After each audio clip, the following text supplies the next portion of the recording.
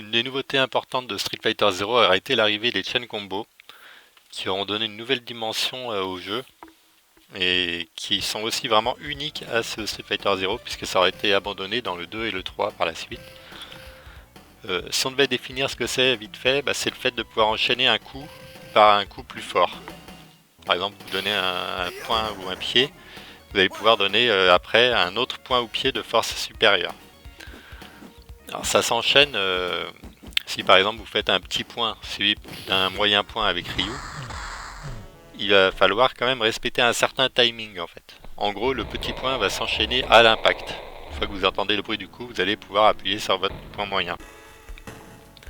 La mécanique peut changer selon les personnages en fait. Donc, par exemple, dans le meilleur des cas, certains personnages vont pouvoir enchaîner leurs coups faibles, leurs coups moyens et leurs coups forts à la suite.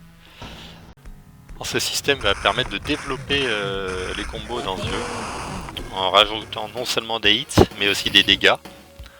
Là où par exemple un Ryu pouvait faire un bas moyen pied Hadoken, vous allez pouvoir par exemple faire un bas petit pied, bas moyen pied Hadoken.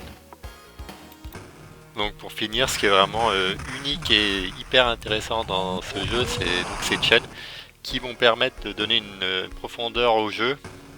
Et en repoussant les limites, on va pouvoir élaborer des combinaisons de coups de plus en plus compliquées, impliquant les chaînes, pour arriver vraiment jusqu'à des combos ultimes.